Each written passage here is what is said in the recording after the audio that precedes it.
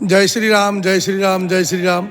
આજે આપણે હીરાપુરના ચિલ્લે વૃંદાવન કોલ્ડ સ્ટોરેજની મુલાકાતે આવ્યા છીએ, જે અત્યારે હાલ જેનું ટોપ લેવલ જે કહેવાય, ઉપરથી જે ફ્લો આવતો હોય છે બટાકાના કોલ્ડ સ્ટોરેજની અંદર, તે તો એના વિશે આપણા ભાઈઓ બધા જોડે છે જ, તો એમને આપણે થોડુંક પૂછશું કે આમાં કઈ રીતનું કઈ કામ કરે છે, શું થાય છે.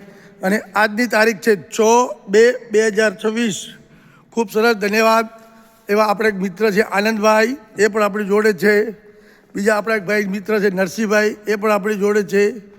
એવા આપણા સુરેશભાઈ, આપણા હરિબાપા, આપણા પ્રભુઓમાં વૈવાહિક બીજા દેખાય મહેન્દ્રભાઈના મામા શાળા છે, બીજા પ્રભુ બધા છે, દિલીપભાઈ, જગભાઈ.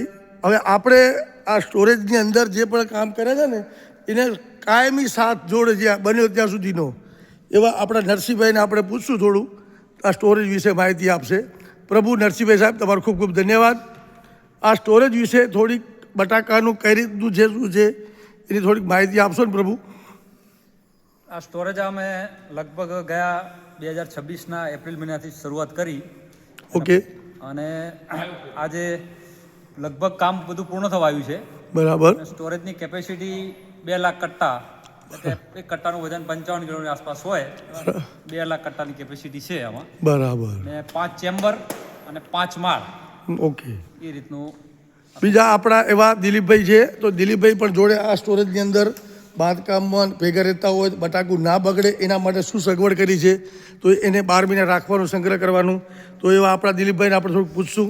દિલીપભાઈ સાહેબ, પ્રભુ તમારો ખૂબ ખૂબ ધન્યવાદ. તો આ બટાકાનું જે અમારે એક ભાઈએ માહિતી આપી, આપણે નરસિંહભાઈએ, અને બટાકા ના બગડે એને શું સગવડ કરી તો બટાકા ના બગડે એનું શું કઈ રીતનું છે પદ્ધતિ?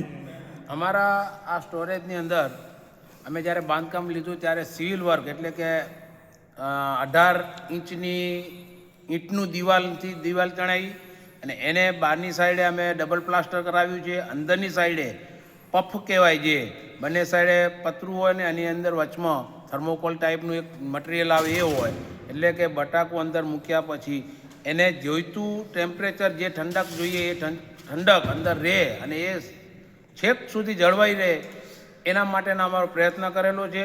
અને આ કોલ્ડ સ્ટોરેજની અંદર હાઈટેક સારામાં સારી મશીનરી જે કહેવાય કે જે એર કન્ડિશનરનું કામ કરે, કે જે ઠંડી હવા અહીંથી ઉપરના ફ્લોરમાં આપણે અત્યારે ઊભા છીએ ત્યાંથી એ છેક નીચેના 5મા માળા સુધી એ સર્ક્યુલેશન ચાલુ રહે અને એ રીતે બટાકું ઠંડુ રહેશે છેક સુધી આખું વર્ષ.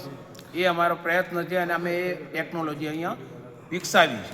જે પણ બોરી મૂક્યો એ બોરી 55 કિલોની હોય, 2 લાખ બોરી હોય, એમાં એક પણ બોરી ના બગડે એવો પૂરો પ્રયત્ન કર્યો છે આપણે, કે જે બોરી મૂકી હોય એને બગાડ ન થાય એવો ખૂબ પ્રયત્ન કર્યો છે આપણે. હા, અમે એ પ્રયત્ન પૂરો જાળવ્યો છે. પણ માલ જ્યારે ખેતરમાંથી સ્ટોરેજ સુધી આવે તો ખેતરમાં કદાચ બટાકું ગરમ થઈ જાય, તપી ગયેલું હોય અથવા ઓછા પાણીમાં એ પાક્યું હોય અને સ્ટોરેજમાં આવ્યા પહેલાં એની અંદર થોડું ડેમેજ લાગ્યું હોય અને સ્ટોરેજમાં ગયા પછી એ બગડી શકે, એની જવાબદારી સ્ટોરેજવાળા કોઈ પણ નથી લેતા.